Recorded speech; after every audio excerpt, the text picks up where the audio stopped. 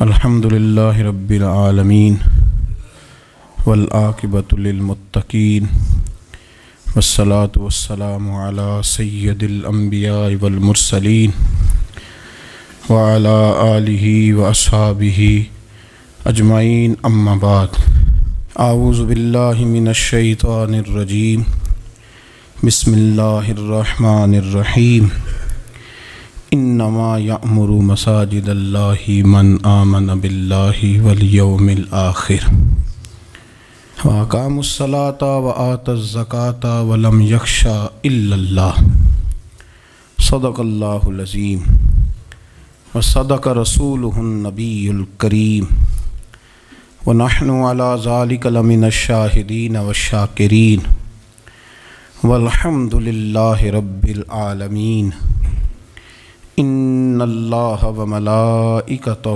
یصلون علی النبی یا ایہا الذین آمنوا صلوا علیہ وسلموا تسلیما الصلاۃ والسلام علیک یا سیدی یا رسول اللہ وعلی آلک واصحابک یا سیدی یا حبیب اللہ الصلاۃ والسلام علیک یا سیدی یا نبی اللہ وعلی آلک واصحابک یا سیدی یا نبی اللہ۔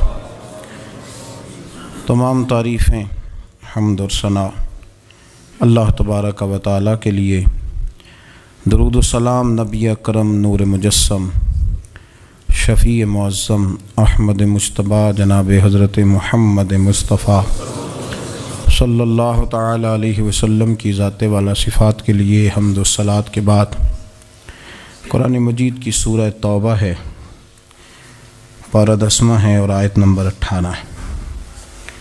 ارشاد فرمایا انما یأمر مساجد اللہ من آمن باللہ والیوم الآخر۔ فرمایا اللہ کی مسجدوں کو وہی لوگ آباد کرتے ہیں جو اللہ اور آخرت پر ایمان لاتے ہیں۔ پھر فرمایا وَأَقَامَ الصَّلَاةَ وَآتَ الزَّكَاةَ، جو نماز قائم کرتے ہیں اور زکوٰۃ ادا کرتے ہیں۔ وَلَمْ يَخْشَ إِلَّا اللَّهُ، اور سوائے اللہ کے کسی سے ڈرتے نہیں۔ یہ لوگ اللہ کی مسجدوں کو آباد کرتے ہیں، نماز قائم کرنے والے، زکوٰۃ دینے والے، سوائے اللہ کے کسی کی رضا کو مقدم نہ کرنے والے، اور سب سے پہلے یہ کہ وہ اللہ اور آخرت پر جب ایمان مضبوط ہو جاتا ہے پھر مسجد کی طرف رجوع کرنا آسان ہو جاتا ہے۔ نبی کریم صلی اللہ تعالی علیہ وسلم نے فرمایا ہے کہ اللہ تبارک و تعالی نے مجھے جو فضیلتیں دی ہیں نا، ان میں سے ایک فضیلت یہ ہے کہ اللہ تعالیٰ نے میرے لیے ساری زمین کو مسجد بنا دی ہے۔ اس کا معنی یہ ہے کہ جہاں بھی نماز ادا کرو گے تمہاری نماز ہو جائے گی، لیکن وہ خاص حصہ، وہ خاص جگہ جو نماز کے لیے وقف کر دی جاتی ہے اس کو مسجد کہا جاتا ہے۔ مسجد کا لغوی معنی تو سجدہ گاہ کے، لیکن وہ خاص باؤنڈری جس کو مختص کر دیا جاتا ہے کہ یہاں نماز پڑھی جائے گی، اس کا نام مسجد ہے۔ مسجد سے پیار کرنا، مسجد کے ساتھ دلچسپی لینا، مسجد کے ساتھ دل لگانا، مسجد کی تزئین و آرائش میں، خدمت میں اپنے آپ کو شامل رکھنا، اور سب سے بڑھ کے یہ کہ مسجد کے ساتھ اپنے دل کو جوڑ کے رکھنا، یہ اہل ایمان کی علامت ہے۔ مسلمان کا روحانی رشتہ اللہ اور اس کے رسول صلی اللہ علیہ وسلم کے ساتھ ہے۔ آپ کا جس آدمی کے ساتھ رشتہ مضبوط ہوتا ہے آپ اس کے مکان کی طرف کھنچے چلے جاتے ہیں، کوشش کر کے جاتے ہیں کہ میرا بھائی سے ملنے کو دل کر رہا ہے، تو اس کی طرف توجہ ہو جاتی ہے، وقت نکالتے ہیں، ٹائم خرچ کرتے ہیں، پیسہ لگاتے ہیں، وہاں جاتے ہیں۔ بیٹی میں نے بیاہ دی ہے، اپنے گھر چلی گئی ہے، پر میرا ملنے کو دل کر رہا ہے، وقت فرصت سارا کچھ دیکھ کے وہاں پہنچ جاتے ہیں۔ اصل اس گھر جانا مقصود نہیں ہوتا، اصل تو بیٹی کی ملاقات مقصود ہوتی، اصل بھائی کا مکان دیکھنا مقصد نہیں، اصل تو بھائی کی ملاقات مقصد ہے۔ تو مسجد میں جب آپ آتے ہیں تو مقصود یہ ہے کہ میں اس جگہ جا رہا ہوں جسے رب کریم نے اپنا گھر قرار دیا ہے۔ اب اس گھر کے ساتھ دلچسپی، اس گھر کے ساتھ آپ کا تعلق مضبوط ہوتا چلا جاتا ہے۔ رسول کریم صلی اللہ علیہ وسلم نے فرمایا ہے کہ زمین پر جو گھر سب سے پہلے بنایا گیا، جو مسجد سب سے پہلے بنائی گئی، وہ بیت اللہ شریف، مسجد الحرام، اور فرمایا جب ساری دنیا فنا ہو جائے گی تو جو جگہیں باقی رہ جائیں گی وہ مسجدیں، وہ حصہ جس پہ مسجد تعمیر کر لی جاتی ہے وہ حصہ باقی رہے گا۔ مسلمانوں کے اندر جہاں چیزیں بڑی تیزی کے ساتھ پھیلیں اور ہماری دلچسپیوں کا رخ جب سے دنیا داری کی طرف زیادہ بڑھا تو مسجد سے بھی تھوڑا سا لوگوں کا رجحان کم ہوا ہے۔ ایک تو لوگ مسجد میں دیر سے آتے ہیں اور پھر جلدی جانے کا شوق رکھتے ہیں۔ کبھی ہم دیکھتے تھے کہ اسکول کا گیٹ بہت بڑا ہوتا تھا لیکن چھٹی کے ٹائم تنگ پڑ جاتا تھا۔ یہی حال مسجد میں جب نماز ختم ہوتی ہے تو اس وقت ہوتا ہے۔ پتہ نہیں کتنے ضروری کام ہیں جو پیچھے ہیں، کون سی ایسی چیز ہے جو دھکیل رہی ہے۔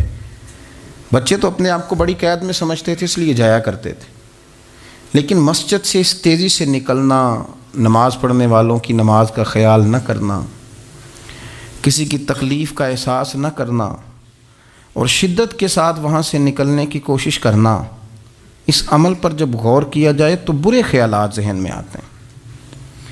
ایسی چیزیں ذہن کے اندر آتی ہیں جن کا ایک مسلمان کے حق میں ہونا ٹھیک نہیں۔ میرے نبی پاک صلی اللہ تعالی علیہ وسلم نے ارشاد فرمایا، قریب محبوب فرمانے لگے کہ 7 شخص ایسے ہیں کہ قیامت کے دن اللہ کے عرش کے سائے کے علاوہ سایہ نہیں ہوگا، تو رب کریم ان 7 بندوں کو اپنے عرش کا سایہ عطا فرمائے گا۔ وہ 7 لوگ ہیں، ان میں سے نبی پاک صلی اللہ تعالی علیہ وسلم نے ایک شخص وہ بیان کیا کہ جو نماز پڑھ کے مسجد سے نکل تو جاتا ہے پر اس کا دل مسجد کے ساتھ جڑا رہتا ہے، اس کی طبیعت مسجد کے ساتھ لگی رہتی ہے کہ اللہ کے گھر سے ہو کے آیا ہوں، مجھے دوبارہ اللہ کے گھر جانا ہے۔ اس کا دل لگا رہتا ہے، جڑا رہتا ہے، وہ انتظار کرتا ہے کہ دوبارہ کب میں نے مسجد میں جائیں۔ یہ رویہ نہیں اس کا ہونا چاہیے کہ وہ کہے اوہو سردیوں میں تو بس نماز ہی نماز رہ گئی ہے، اعتراض نہ کرتا پھرے، بلکہ وہ اس کا دل جڑا رہے۔ مسجد کے ساتھ جو خاص رشتہ ہے، بخاری مسلم میں حدیث ہے، نبی پاک صلی اللہ علیہ وسلم نے فرمایا، ویسے تو ساری زمین ہی اللہ کی ہے نا، للہ ما فی السماوات و ما فی الارض، زمین و آسمان میں جو کچھ بھی ہے وہ اللہ کا ہے، لیکن حضور فرماتے ہیں کہ خطہ زمین پر جو جگہ رب کو سب سے زیادہ پیاری جگہ، ساری اللہ کی ہے، پر جو اللہ کو سب سے پیارا ٹکڑا ہے وہ جگہ ہے جہاں مسجد بنا دی جاتی ہے۔ وہ خاص خطہ، آپ ذرا حدیث کے لفظوں پر غور کریں، فرمایا احب البلاد، وہ اللہ کا محبوب ٹکڑا ہے زمین پر جہاں مسجد بنا دی جاتی ہے۔ وہ اب آپ اندازہ کریں کہ وہ پیسے کتنے قیمتی ہیں، جو کمائے کسی نے تھے، لگ مسجد میں گئے، اور محبوب کس کے ہو گئے؟ اللہ تعالیٰ کے۔ یعنی میرے تیرے کمائے ہوئے پیسے اللہ کے محبوب پیسے تب بنیں گے جب اللہ کے گھر میں خرچ ہو جائیں گے، تعمیر مسجد پر، تشکیل پر۔ فرمایا یہ سب سے زیادہ اللہ کو، اور سید عالم صلی اللہ تعالی علیہ وآلہ وسلم نے ارشاد فرمایا کہ اللہ تبارک و تعالیٰ کو زمین پر، زمین ساری ہی اللہ کی ہے، لیکن اللہ تبارک و تعالیٰ کی زمین پر جو جگہ اللہ کو ناپسند ہے وہ جگہ ہے جہاں بازار بنا دیا جاتا ہے، جہاں مارکیٹیں بنتی ہیں، جہاں لوگوں کے ساتھ ظلم ہوتا ہے، دھوکے ہوتے ہیں، جھوٹ بولا جاتا ہے۔ یہ بخاری مسلم کی حدیث۔ ناپسندیدہ زمین کا ٹکڑا وہ ہے جہاں بازار بنتا ہے، اور پسندیدہ ٹکڑا وہ ہے جہاں شوق کس بات کا زیادہ، میری مارکیٹ ہو کہ میرے نام کی مسجد ہو، یہ میری زمین کا جو ٹکڑا میری مارکیٹ ہو، میرا پلازا ہو، اور پچھلا مکان خرید کے نہ تو ایک لائن پیچھے نکالتا ہوں، 12 دکانیں ادھر ہو جائیں گی، 12 دکانیں ادھر ہو جائیں گے، پھر حساب نکالتا ہے کہ 20,000 ایک کا کرایہ ہے تو کتنا بنا مہینے کا۔ اس کو یہ نہیں پتا کہ تیری یہ زمین تھی اللہ کی، اب تو نے اس کا وہ حشر کیا ہے کہ یہ ناپسندیدہ ترین ہو گئی، ناپسندیدہ ترین. اور اگر تیری ہی زمین ہو، اپنی خوش قسمتی تو دیکھیں کہ میری زمین، میرے پیسے، اور جب میں نے مسجد بنا دی تو وہ پیسے رب کے پیارے ہو گئے، وہ زمین اللہ کی محبوب ہو گئی، وہ پیسے پیارے ہو گئے، وہ محبوب ہو گئے. لیکن بڑا ہی مشکل کام ہے. مسجدوں میں اعلان ہوتا ہے کہ بل آ گیا ہے، کو مہربانی کرو، اور پھر پکے سچے حاجی، نمازی، نیک صالح پرہیزگار بندے بڑی مشکل سے جیب میں ہاتھ ڈالتے ہیں، اور جو باہر آتا ہے اس میں پورا 100 روپیہ نکل آتا ہے، پورا ہی 100. یعنی کہ اور گننے میں آپ کو پتہ ہے 1-1 روپیہ کر کے گنے تو 5-7 منٹ تو 100 گننے میں لگ ہی جاتے ہیں، پھر وہ گننا پڑتا ہے. اور مسجد کی ٹوپیوں میں سے، مسجد کے گلوں میں سے اکثر وہ نوٹ نکلتے ہیں جو دکاندار لیتا ہی نہیں، وہ کہتے ہیں اللہ کو دے آتے ہیں جا کے. دیکھیں اپنا رویہ اس لحاظ سے درست کریں، اس لحاظ سے درست کریں کہ جس طرح میرے لیے اپنا گھر بنانا ضروری ہے نا، اسی لیے میرے لیے مسجد بنانا بھی اسی طرح ضروری ہے. جب حضور جتنا عرصہ تک مکہ شریف میں تشریف فرماتے تو زیادہ وقت مسجد الحرام میں گزارتے تھے، اور جب قریب محبوب صلی اللہ تعالیٰ علیہ وسلم، محبوب دو عالم علیہ السلام مدینہ طیبہ تشریف لے آئے تو حضور نے سب سے پہلے مسجد قباء کی تعمیر فرمائی. کوئی ایک حجرہ نہیں ابھی بنایا، ابھی یہ طے نہیں کیا کہ میں نے مدینے کے کس حصے میں اپنا مکان بنانا ہے، کہاں رکنا ہے. سب سے پہلے مسجد شریف کی تعمیر فرمائی اور بنفس نفیس فرمائی. وہ مسجد مکمل ہو گئی. سرکار کا قیام تھا جناب ابو ایوب انصاری کے گھر میں. تھوڑے سے فاصلے پر نظر پڑی تو ایک کھلا میدان موجود تھا، 2 یتیم بچوں کی زمین تھی. فرمایا یہ زمین مجھے دے دو، اس میں میں مسجد بناؤں گا. ان 2 یتیم بچوں نے عرض کی یا رسول اللہ صلی اللہ علیہ وسلم آپ رکھ لیں، مسجد بنا لیں. فرمایا یوں نہیں بھائی، پیسے دیں گے. اسلام یہ نہیں کرتا کہ بندے کی حیثیت سے زیادہ اس پر بوجھ ڈال دیا جائے. وہ یتیم بچے ہیں، ابھی ان کے پاس کوئی ایسے ذرائع نہیں ہیں مال کمانے کے، تو فرمایا تمہیں پیسے ملیں گے. اور حضرت ابوبکر صدیق رضی اللہ تعالیٰ عنہ اور حضرت عثمان غنی جیسے مالداروں کے ذمے لگایا گیا کہ انہیں رقم ادا کی جائے. وہ پیسے ان بچوں کو دیے، یہاں مسجد کی تعمیر شروع کی. اب چونکہ مسجد قباء بھی سرکار نے بنائی تھی تو ایسا نہیں فرمایا کہ اس کو چھوڑ دیا جائے، بلکہ صحیح حدیث کے لفظ ہیں کہ نبی کریم علیہ السلام ہر ہفتے یا گھوڑے پر بیٹھتے یا اونٹنی پر بیٹھتے یا پیدل سفر کرتے، اور ہر ہفتے فجر کی نماز پڑھ کے مسجد قباء تشریف لے جاتے. اس مسجد کی آباد کاری میں حضور دلچسپی لیتے، شوق تھا سرکار کو، اس کو آباد کرنے میں دلچسپی لیتے. اور پھر میرے محبوب کریم علیہ السلام نے اس مسجد کے آباد کرنے میں ایک اور فضیلت بیان کی. فرمایا جو بندہ گھر سے وضو کرے اور میری مسجد قباء میں آ کے 2 رکعت نفل پڑھے، اللہ کے رسول کا وعدہ ہے اللہ اسے پورے عمرے کا ثواب عطا فرمائے گا. آپ دیکھ لیں مدینہ شریف میں جس طرح مسجد نبوی شریف ہر وقت کھلی رہتی ہے، مسجد قباء بھی ہر وقت کھلی رہتی ہے، ہر وقت وہ مسجد موجود ہے. دن کو جائیں رات کو جائیں آپ کو وہاں نماز پڑھنے کے مواقع میسر ہیں. گویا حضور نے بنائی بھی ہے اور میرے نبی نے بسائی بھی ہے، اور وہ پوری طرح بسی ہوئی ہے. وہاں لوگوں کا آنا جانا ہے، وہاں ہر قسم کی خوشبری. یہاں حضور نے مسجد کی بنیاد رکھی، حجرہ کوئی نہیں ابھی بنایا، کسی زوجہ کے لیے رہنے کو کوئی جگہ نہیں بنائی. یہ اب شوق دیکھیں، مسجد کے ساتھ حضور کی دلچسپی دیکھیں کہ سرور کائنات صلی اللہ تعالیٰ علیہ وسلم نے مسجد نبوی شریف کی بنیاد رکھی. مسجد کے لیے حضور نے خود بنفس نفیس تعمیر میں حصہ لیا. حضور پتھر اٹھا کے لاتے، مسجد کی تعمیر میں کام کرتے. حضرت سیدنا ابو ہریرہ رضی اللہ تعالیٰ عنہ فرماتے ہیں ہم ایک اینٹ اٹھا کے لاتے تھے تو حضرت عمار بن یاسر رضی اللہ تعالیٰ عنہ 2 اینٹیں اٹھاتے تھے. تو جب وہ اینٹیں اٹھا کے لا رہے تھے تو ان کے کپڑوں کو کچھ مٹی لگ گئی.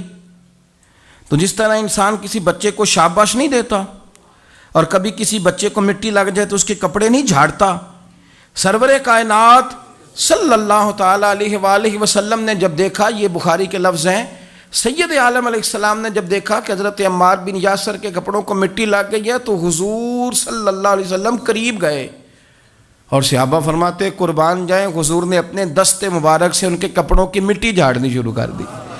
گویا مسجد بنانے والے مزدور کے ساتھ نبی پاک علیہ السلام کی اتنی دلچسپی ہے کہ اگر اس کے کپڑوں کو مٹی لگ جائے تو حضور اپنے ید اللہ والے ہاتھوں سے وہ مٹی صاف فرماتے ہیں. ہمارے ہاں اول تو ہمارا مزاج نہیں مسجد کی طرف توجہ دینے کا.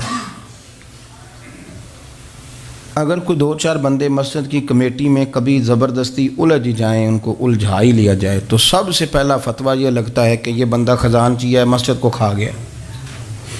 سب سے پہلا فتویٰ اس کو یہ لگتا ہے. اور اکثر آپ ناراض نہ ہوں، یہ باتیں وہ لوگ کرتے ہیں جو ایک دھیلا نہیں دیتے مسجد میں. ان کو بڑی فکر ہوتی ہے دوسروں کے پیسوں کی، ہاں جی، کہ اس نے پیسے دیے تھے تو یہ کھا گیا. مجھے بھی ایک دفعہ ایک جگہ میں گیا ہوا تھا تو ایک صاحب کہنے لگے جی اس مسجد میں بڑا فنڈ آیا پر فلانا بندہ کھا گیا ہے. تو اس سے بھی تھوڑا سا وہ یہ ہوتا ہے کہ جب آپ کسی کے خلاف بات کرتے ہیں تو سامنے والا آپ کو اپنی ہمدردی دے کے تو 1-2 بات اور کرتا ہے. میں نے اس سے کہا کہ آپ نے کتنے پیسے دیے مسجد میں؟ کہنے لگا جی کچھ میں نے بھی دیے. میں کہا چل پہلے تیرے تے دعا مانا وہ کولوں آ چلیے. کہنے جی نہیں وہ تو میں دے چھڑے. تو میں کہا پھر جنہیں دیتے سن انہوں نے بھی دے ہی چھڑے کہ توں حساب لینا ہے کہ اللہ لینا ہے. اتنا زیادہ ٹینشن لینے کی کیا ضرورت ہے آپ کو؟ اس بندے نے بھی مرنا ہے، قبر میں جانا ہے. میں کیا بھائی تیرے تے دعائیے نہ پیسے جڑے تیرے کھا گئے، تو تے وصول کرنا تو باقیوں کے دیکھے جائیں گے. آپ کو یہ توفیق نہیں ہے کہ آپ تھوڑا سا آگے بڑھیں، کام دیکھیں، اخراجات دیکھیں، معاملات دیکھیں کسی بھی مسجد کے. آپ تنقید کر رہے ہیں کمیٹی پہ مفت کی، اور اس کا نتیجہ کیا نکلتا ہے؟ مسجدوں میں جھگڑے ہوتے ہیں، فسادات ہوتے ہیں، دنگا ہوتا ہے. اور امام صاحب بیچارے انہوں نے بھی تو پھر کو پارٹی رکھنی ہوتی ہے، جینا تو ہے نا دنیا میں. وہ بھی پھر کبھی کبھی دیکھ لیتے ہیں کہ اب پارٹی بھاری کیڑی ہے تو اس کی طرف وہ توجہ کر لیتے ہیں. پھر وہ بھی ایک نیا دنگا شروع ہو جاتا ہے، کیونکہ مسجد میں امام اس نے رہنا ہے جس نے بندوں کو راضی رکھنا ہے، اس کی پابندی ہوتی ہے. ایک نے کہہ دیا تو کھل کے نماز پڑھا، سویرے ہی تو مزہ ہوتا ہے نماز پڑھن دا، تو دوسرا کہتا ہے قاری صاحب آپ تو فارغ ہیں، ہم نے تو ڈیوٹی بھی کرنی. مسجد کی آباد کاری میں آپ حصہ لیں، چیزوں کو دھیڑنے میں آپ کردار نہیں ادا کریں، کیونکہ مسجد اللہ کی رضا کے لیے. اور میرے نبی پاک علیہ السلام نے فرمایا جس نے اللہ کی رضا کے لیے مسجد بنائی اس نے اپنے لیے جنت میں مکان تعمیر کرا لیا ہے. شرط یہ ہے کہ اللہ کی رضا کے لیے پارٹی بازی کے طور پر مسجد نہ بنائے، رضا الہی کے لیے مسجد بنائے. اس نے اپنے لیے جنت میں مکان بنا لیا ہے. مسجد کے ساتھ دلچسپی ہونی چاہیے، مسجد کی صفائی کریں، مسجد کے ساتھ آپ دیکھیں کہ کون سا بلب خراب ہے اس بلب کو آپ چینج کر دیں. آ کے تنقید کر کے چلے جانا کہ فلانا بندہ فلانا کام نہیں کرتا، یہ تو بڑا آسان کام ہے، یہ تو آپ کسی سے بھی کرا لیں. یہ تو لیکچر ساری دنیا دیتی ہے کہ فلانا غلط ہے فلانا غلط ہے. چیزوں کو غلط کہنا، بندوں کو غلط کہنا یہ آسان ہے، لیکن غلط چیزوں کو ٹھیک کر لینا یہ مشکل کام ہے. یہ والا میرے بھائی فریضہ سر انجام دیں. کوشش کریں کہ مسجد کے آپ قریب آئے. حضرت تمیم داری رضی اللہ تعالیٰ عنہ میرے نبی کریم کے صحابی ہیں. انہوں نے سب سے پہلے مسجد میں آ کے چراغ جلایا تھا. اتنے راضی ہوئے میرے نبی پاک، اتنے راضی ہوئے، فرمایا تمیم تو نے مسجد میں چراغ نہیں جلایا، تو نے تو اپنی قبر روشن کر لی ہے. اور فرمایا تم نے تو مکمل نور حاصل کر لیا ہے، مکمل. اور خاص حضور نے ڈیوٹی لگائی سیدنا بلال حبشی کی. وہ مسجد کا خیال کرتے، مسجد پہ توجہ دیتے. مسجد نبوی میں کون سی چیز کہاں کس انداز میں کرنی ہے، حضرت بلال وہ خدمت سر انجام دیتے. نبی پاک علیہ السلام مسجد کے لیے مختلف اوقات میں مختلف احکام جاری کرتے. پہلے سرکار دو عالم صلی اللہ علیہ وسلم نے ایک دروازہ مخصوص کر دیا تھا. فرمایا بھئی ایک فیصلہ میرا یہ ہے کہ اس گیٹ سے صرف عورتیں آئیں گی، مرد نہ داخل ہوں. حضور نے وقف کر دیا عورتوں کے لیے. پھر ایک وقت ایسا آیا کہ نبی پاک صلی اللہ علیہ وسلم کے بہت سارے صحابہ نے جن کے گھر مسجد کے بالکل ساتھ ساتھ تھے، انہوں نے مسجد کے اندر دروازے کھول لیے تھے، مسجد میں آیا کرتے تھے.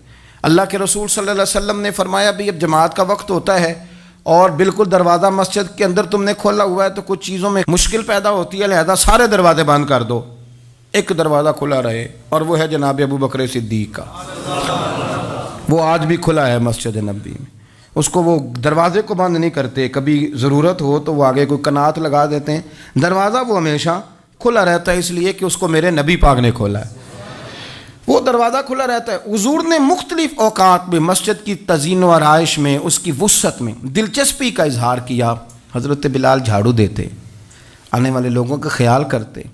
مجھے کہہ لینے دیں، اس کو سیاسی نہ رہنا سمجھیں، مجھے کہنے دیں اور میں بہت ساری احادیث اور بہت ساری سیرت کی کتابوں کا نچوڑ ایک جملے میں بیان کرتا ہوں.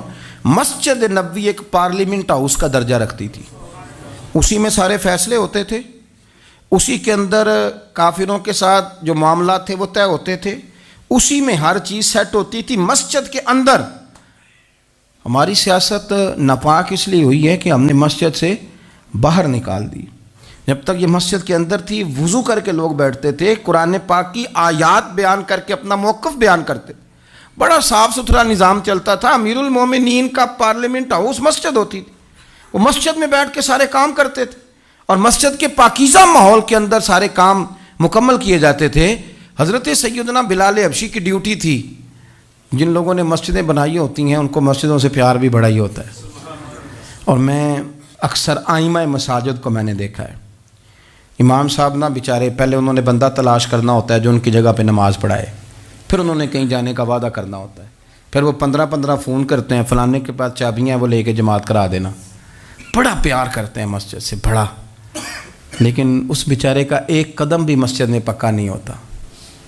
سارے نمازی غلطی کر لیں، بھول جائیں تو بچ جاتے ہیں، ان کو کوئی مسجد سے نہیں نکالتا، لیکن امام کبھی کسی موقع پر کسی بھی جگہ کو 2-4 جگہ پہ چھٹی کر لے، کوئی غلطی کر لے تو فارغ ہو جاتا ہے، حالانکہ سب سے زیادہ دلچسپی اس کی ہوتی ہے مسجد کے ساتھ۔ ہم مسجد کی آباد کاری میں جب ذوق پیدا کریں گے، نبی پاک صلی اللہ علیہ وسلم جب سفر پہ جاتے تھے تو سب سے آخر میں مسجد نبوی شریف میں آتے، نماز پڑھتے، اور جب سفر سے واپس آتے تو سب سے پہلے مسجد میں آتے، نماز ادا کرتے۔ حضرت بلال حبشی مسجد کی خدمت کرتے تھے، پھر حضور کے وصال کے بعد وہ ملک شام تشریف لے گئے،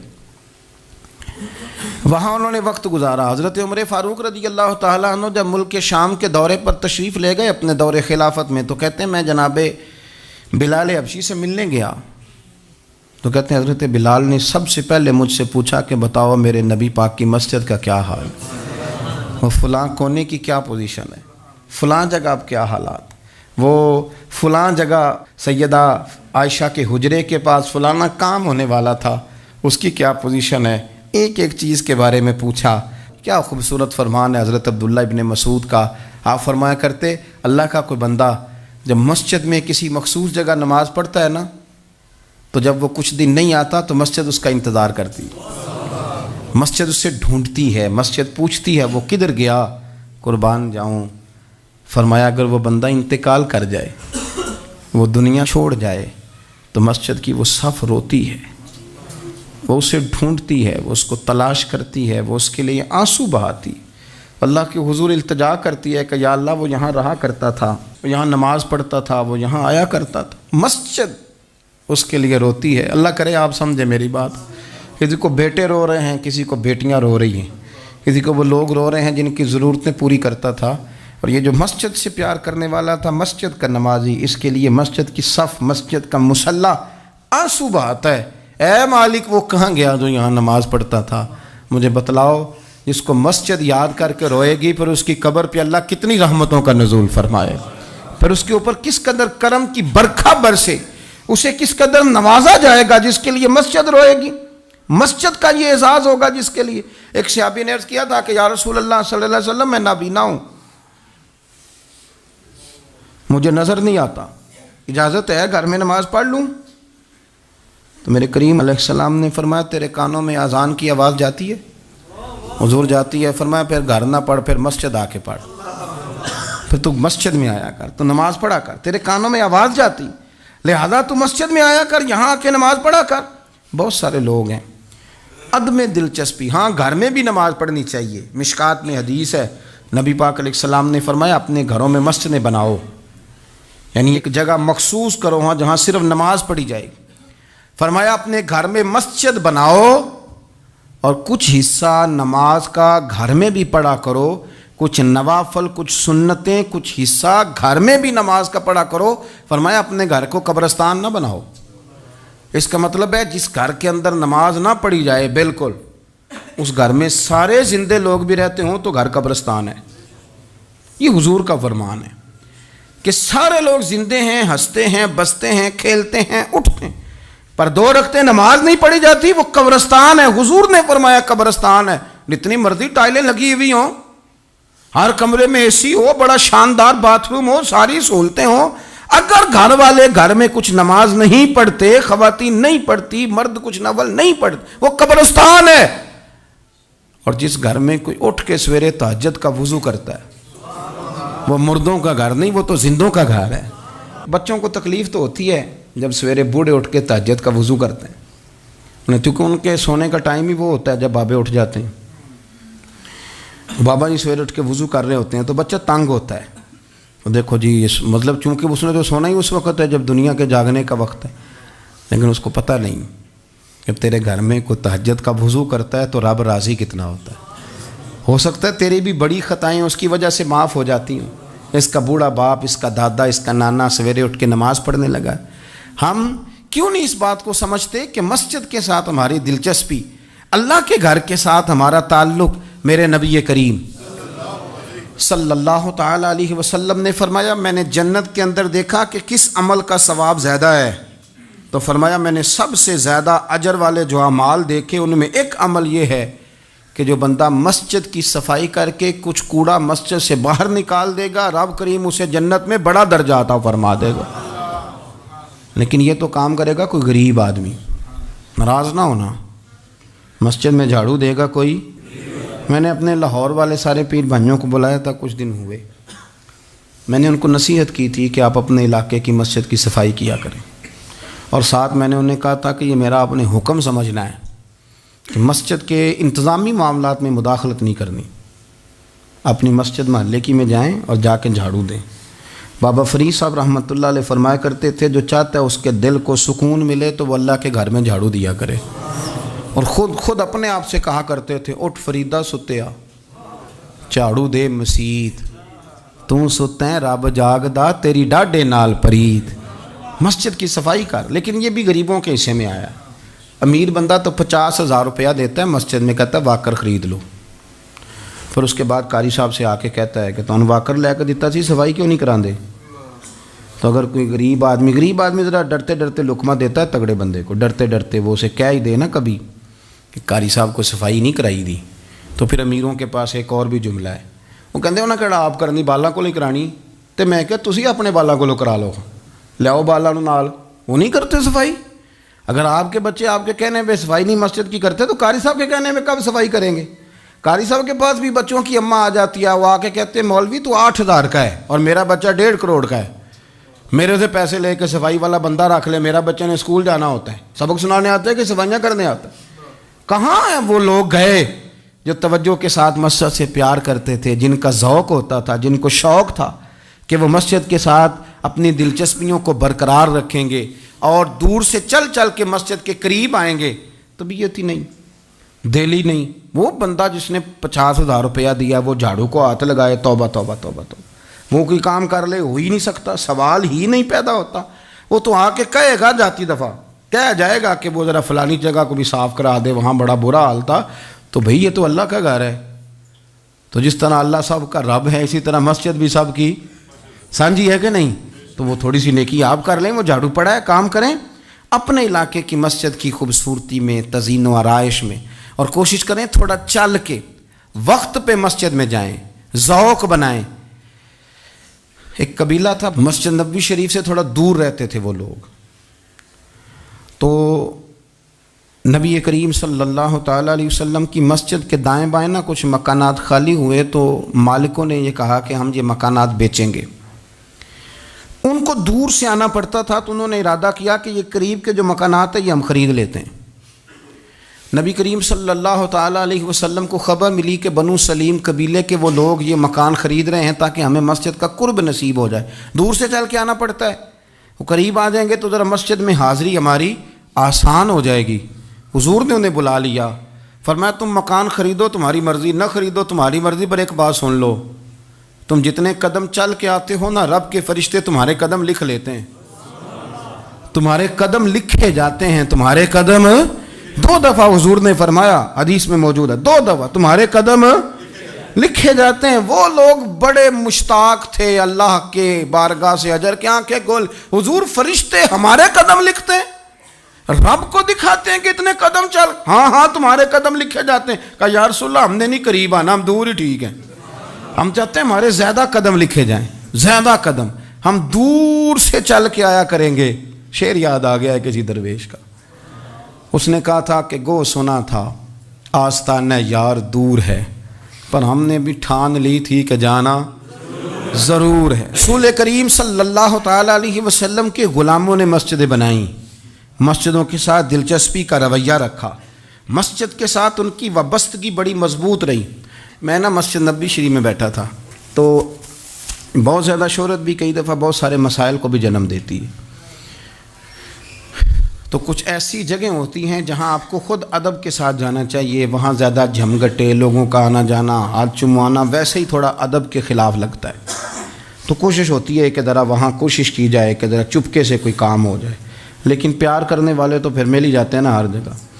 مسجد نبوی شریف کی صفائی کرنے والے لوگ میرے پاس آ کے بیٹھ گئے، کہنے لگے آپ سے فوٹو کھنچا لیں، تو مجھے ایک شعر یاد آ گیا کسی درویش کا، اس نے کہا تھا طیبہ کے سارے خادم پہچانتے ہیں مجھ کو تو خبر نہیں تھی میں اس قدر بڑا ہوں۔ میں نے کہا جی کھنچوا لیں، ان میں ایک شخص بولا، کہنے لگا پیر صاحب آپ سے ایک بات کرنی ہے۔ میں نے کہا کریں۔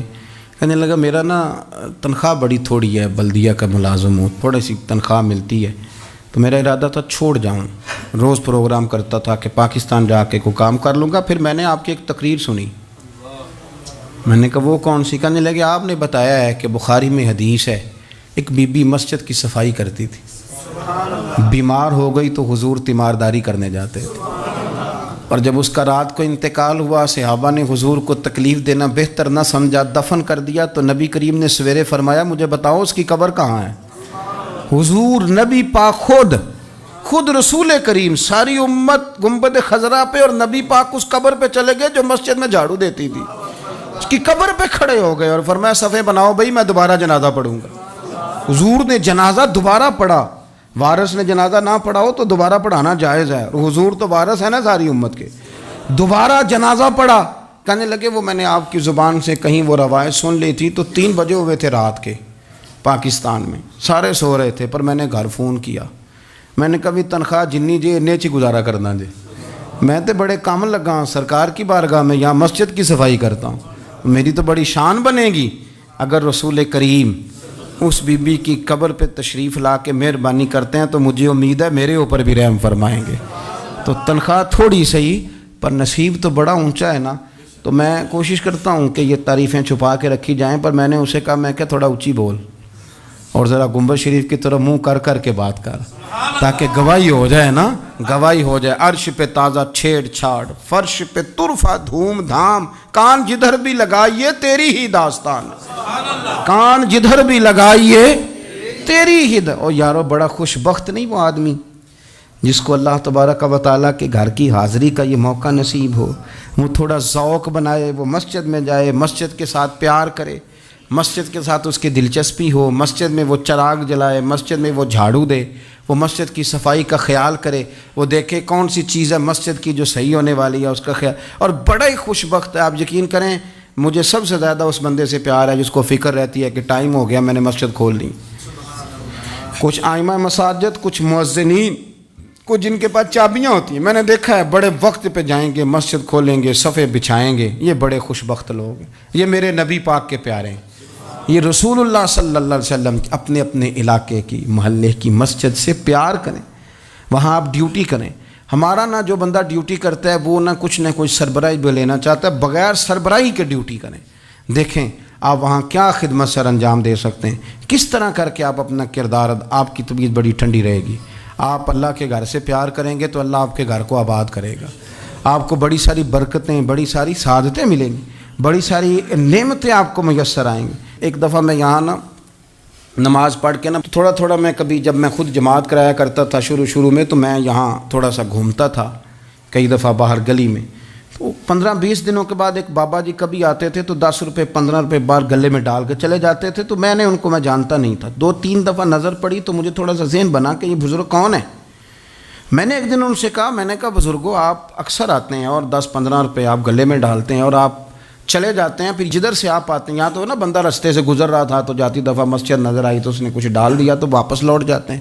کہنے لگے مولوی صاحب میرا ایک ذہن ہے کہ ہر مسجد میں میرے نام کی ایک اینٹ لگ جائے، اور میرا ذہن ہے میں غریب سا بندہ ہوں، زیادہ پیسے میں دے نہیں سکتا، تو میں نے مسجدیں رکھی ہوئی ہیں، تو میں ہر مہینے ہر مسجد میں جتنی میں نے رکھ لی ہیں میں جاتا ہوں، تو اپنے حصے کی نا میں اس میں جو میرے سے ہو سکتا ہے میں کتنا اچھا ذوق ہے۔